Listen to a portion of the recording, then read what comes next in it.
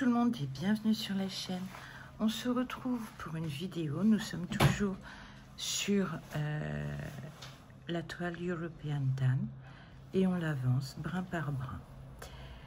Alors aujourd'hui, j'avais évoqué de vous raconter quelque chose par rapport à l'Égypte. Et c'est chose faite. Alors on va démarrer tout de suite en terminant ce clocher. Hop. Alors, il faut que j'arrête de dire alors. On connaît tous l'histoire de Howard Carter, égyptologue, qui en 1922 a découvert la tombe inviolée de Toutankhamon dans la vallée des pharaons. Grâce à cette découverte, Howard Carter est entré dans la postérité, alors qu'il n'est que égyptologue. La subtilité est importante.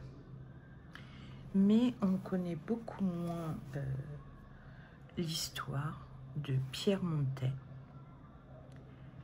égyptologue et archéologue, ou tout du moins archéologue et égyptologue. Alors, Pierre Montet est un Français qui est né en 1885 à Villefranche-sur-Saône et qui est décédé en 1966 à Paris. Alors, à partir de 1929, il fait des recherches sur la cité perdue de Tanis. Attendez, hop, sur la cité perdue de Tanis. Alors, en égyptien antique, Tanis se disait Djamet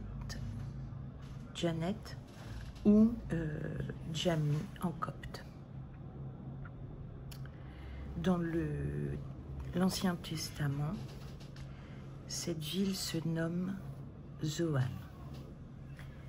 Et de nos jours, c'est San El Haya. Attendez 2 secondes, ben alors.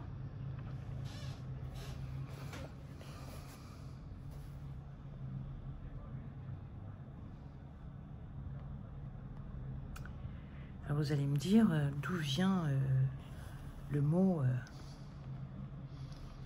Tanis. Et donc Tanis, c'est le nom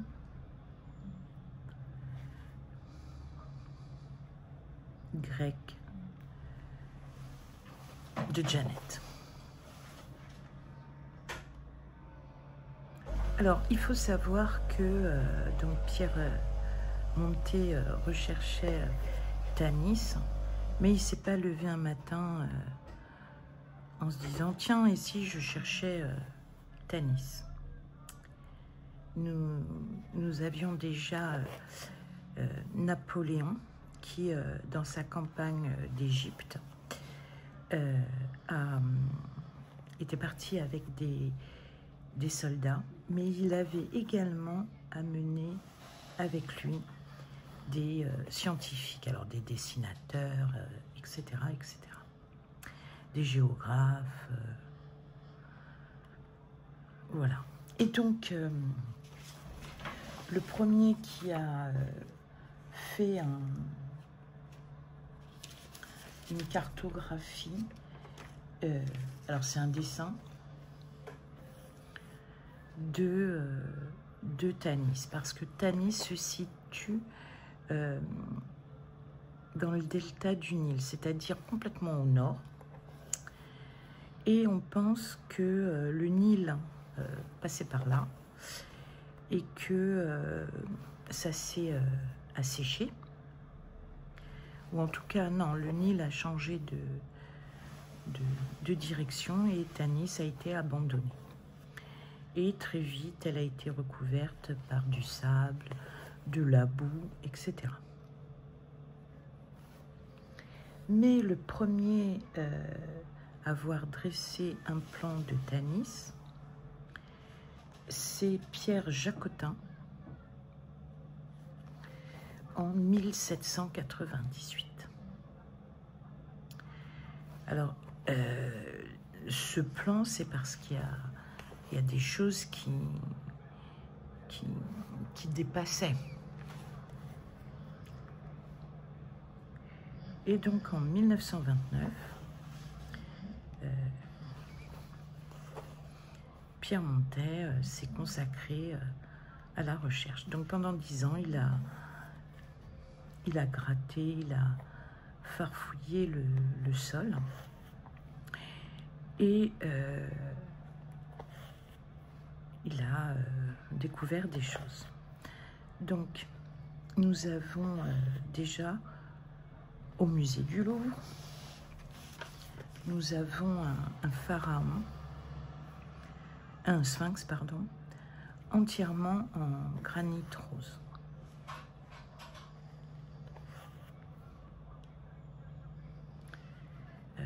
Qui n'est fait que d'un seul bloc, mais on ne saura jamais comment il faisait. Enfin, il y a des hypothèses. J'en parlerai peut-être lors d'une prochaine vidéo. Et donc, malheureusement, quand Pierre Montet commence à faire des découvertes, à creuser un peu plus bas, il trouve un plancher en dallage et la guerre éclate. Donc il est contraint de retourner en France. Et malgré la guerre, en 1940, donc ils sécurisent ce qu'ils ont trouvé. Et en 1940, il a la chance de lancer une souscription. Et surtout, donc la chance qu'il a, c'est que il peut repartir en Égypte. Et fait marrant, c'est que arrivé donc à Tanis, il n'y a pas la clé pour ouvrir ce qui a été sécurisé. Donc c'est la panique. Certains de ses collaborateurs sont en France par rapport à la guerre, enfin voilà. Et donc, tout le monde est bien embêté parce qu'on ne peut plus accéder. Et fort heureusement, la clé n'était pas revenue en France. C'était un cuisinier de l'équipe qui finalement a retrouvé la clé. Et donc, ce qu'on a pris pour un sol, en fait, était un plafond. Donc, on creuse, on fouille, voilà. Et là, on découvre des tombeaux, des objets, des sarcophages, enfin voilà. Alors, sans rentrer dans les détails, étape par étape, etc., il y a eu quand même des difficultés. Il y avait un tombeau qui était placé d'une certaine façon et qui empêchait de déblayer un lieu pour pouvoir entrer dans un nouveau, une nouvelle tombe, etc. Alors, ce qu'il y a de surprenant, c'est que Tanis, normalement, est une...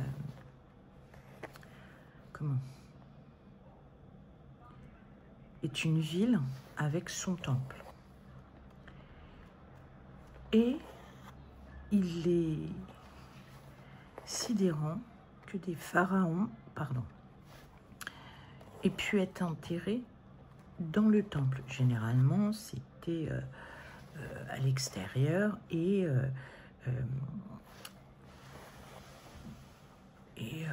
avec des petits temples autour, enfin voilà. Bon, donc déjà, première premier point d'interrogation. Mais donc, Montet ne lâche pas. Et au final, il a découvert des sarcophages en argent et or, ciselés. Il a découvert un certain nombre également de bijoux en or. Des découvertes aussi prestigieuses que ce que l'on a pu trouver dans la tombe de Toutankhamon. Mais, je dirais, à vaincre sans péril, point d'honneur, parce que je vous rappelle que la tombe de Toutankhamon a été découverte dans la vallée des rois. Donc, on savait que des pharaons et des hautes personnalités étaient là. Où exactement, on ne sait pas, mais étaient là. Tandis que pour Pierre Montet, c'est une recherche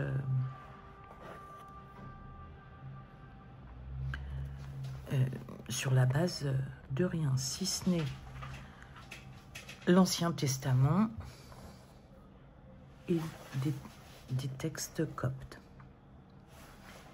Donc voilà. Donc oui, il est dommage que Pierre Montet ne soit pas mis plus en valeur. C'est quand même des découvertes extraordinaires. Donc je vais essayer de vous installer les photos des différentes choses qui ont été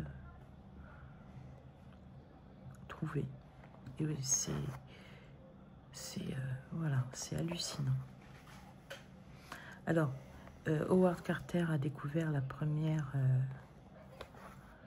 tombe inviolée, alors que Montet a découvert les premières tombes inviolées, mais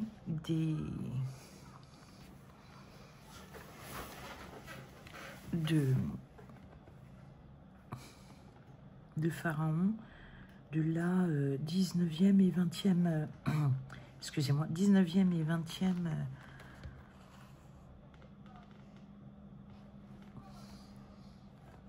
dynastie.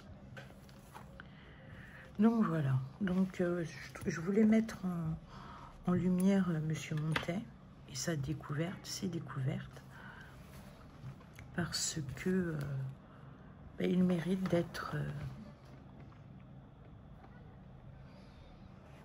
connu, d'être reconnu.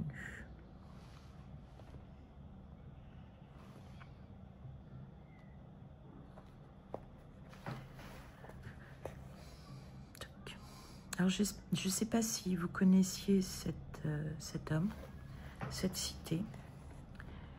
Je vais essayer la semaine prochaine de vous faire le lien et vous dire les rois qui...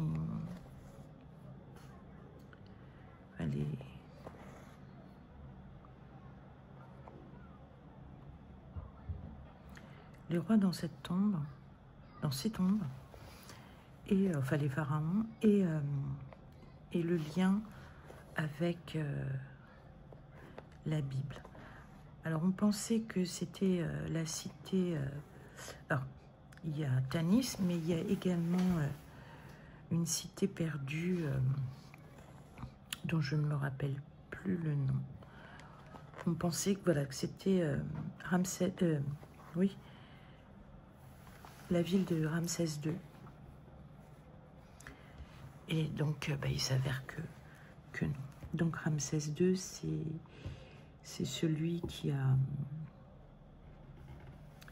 autorisé le départ des Hébreux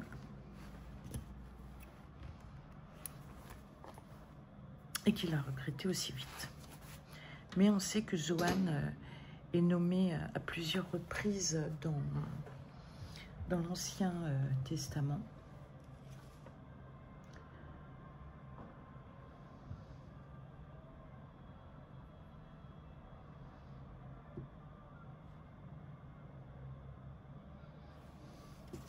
Donc oui, c'est la 21e et 22e dynastie des rois dits Tannites.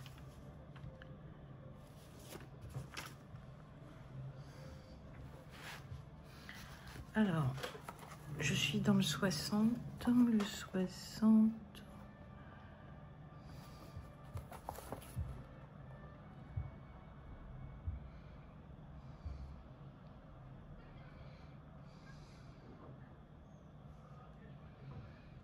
J'en ai un petit peu ici, donc il n'y en a peut-être pas assez pour là.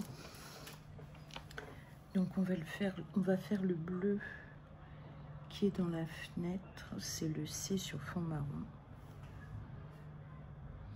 Ah, je sais plus qui nous en a parlé.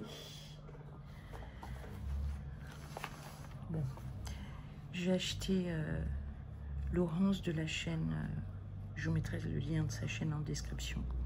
Nous a parlé d'une aiguille pour rentrer les fils. Et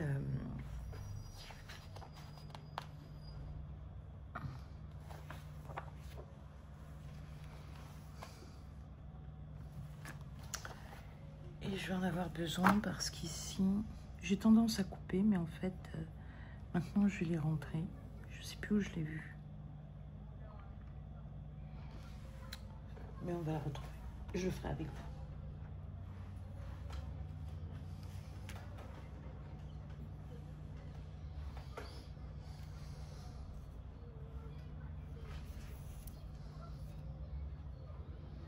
Donc on va faire encore ce brin ensemble. Je ne sais pas combien de temps j'en suis.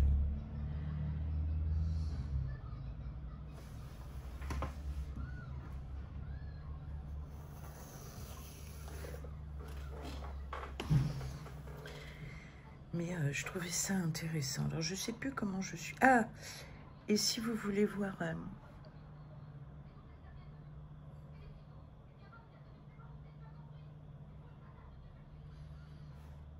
si vous voulez voir la maquette de la cité de Tanis, eh bien, je vous invite à regarder Indiana Jones, le tout premier film. Je vous mettrai la photo. Parce que sans la campagne de Napoléon, eh bien, Tanis serait peut-être toujours enfouie sous les sables et la boue.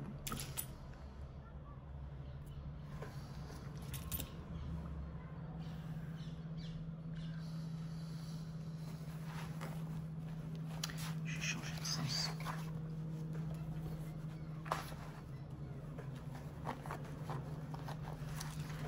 Peut-être jamais découverte, mais voilà.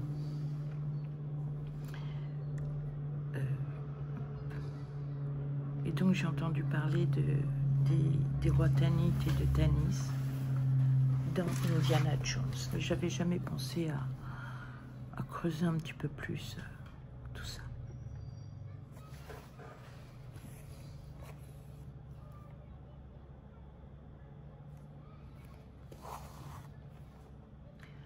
Alors je vous avais parlé d'un livre. Je passe un petit peu du coq à l'âne que j'ai fini de lire, qui est Mystère en Égypte. Donc, ça parle de la campagne napoléonienne, ça parle du Louvre, ça parle d'une intrusion, non pas des gilets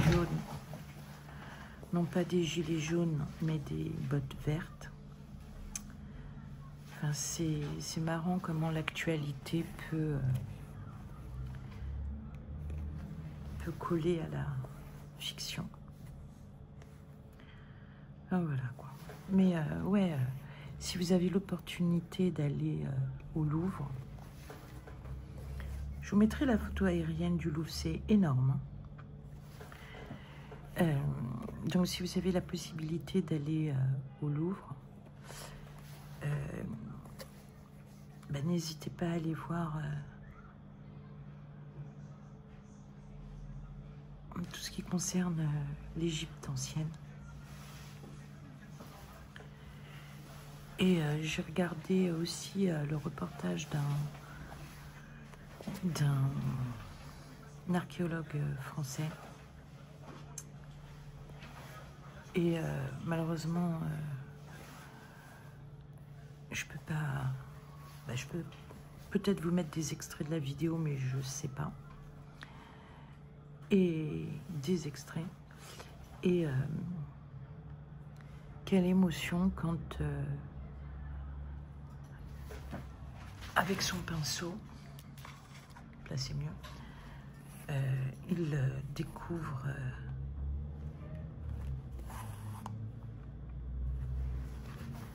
découvre des choses.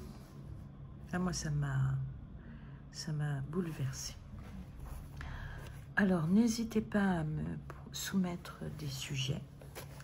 Je me disais, parce que j'ai un livre de contes égyptiens, et j'ai toute une encyclopédie sur l'Égypte antique. Aborder l'Égypte par thème, et peut-être dans un premier temps par sa mythologie. Dites-moi ce que...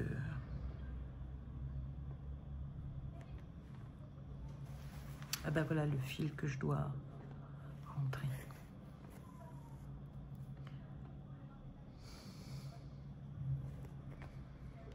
Mais j'ai aussi...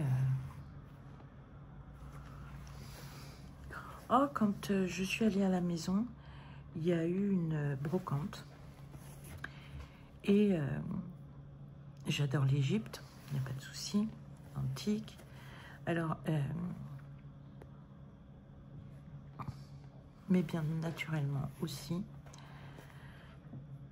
une passion pour le château de Versailles et plus particulièrement pour Louis XIV. Alors, et tout ce qui gravite autour de Louis XIV. Et donc, je vous le disais, il y avait une brocante. Et là, il y avait un monsieur qui vendait une collection de livres. Alors, sur l'Allier, sur la Nièvre, sur le Puy-de-Dôme, de très vieux ouvrages. Et dedans, par hasard, je suis tombée sur un livre de 1914 sur les derniers jours de Madame de Montespan à Bourbon-l'Archambault. C'est voilà. Moi, je n'ai pas encore commencé. C'est plus un... Comment dirais-je? Des contemporains qui en parlent. Donc, elle vivait au château de Bourbon-l'Archambault. Puisque le Bourbon-l'Archambault, c'est quand même paradoxal. Mais c'est le lieu de naissance des Bourbons. En tout cas, la branche, toute une branche.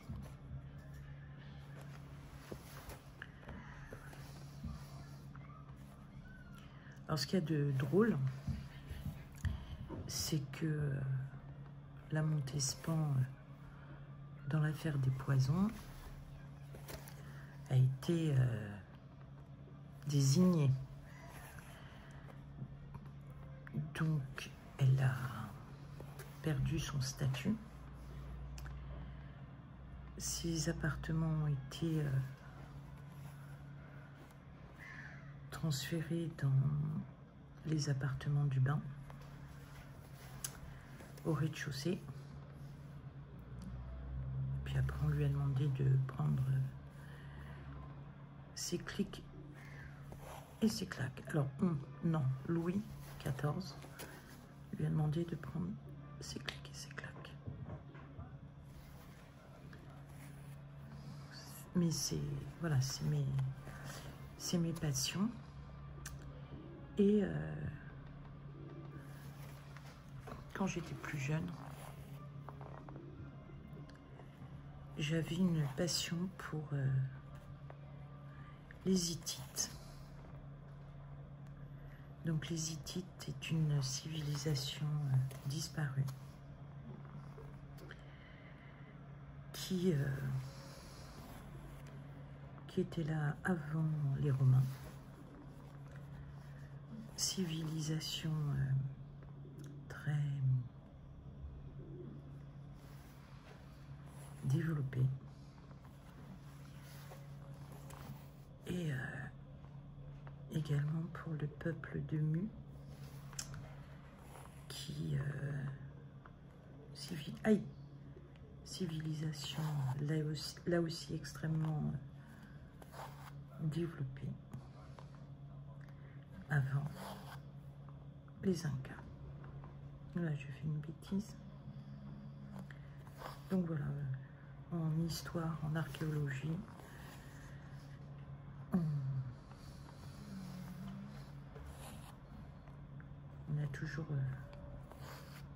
beaucoup de choses à évoquer. J'espère que... Oh bah alors, j'espère que cette vidéo vous aura plu. N'hésitez pas à la liker, la commenter, la booster.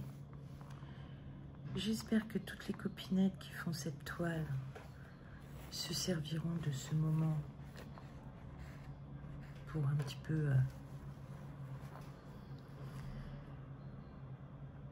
l'apprendre.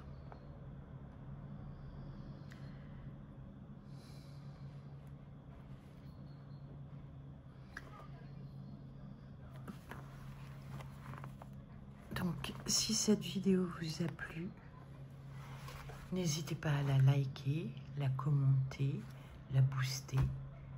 Si le cœur vous en dit, vous pouvez vous abonner. Ça soutient la chaîne, ça me montre votre intérêt. Je vous embrasse, je vous dis bye bye et à bientôt pour une prochaine vidéo. Bye.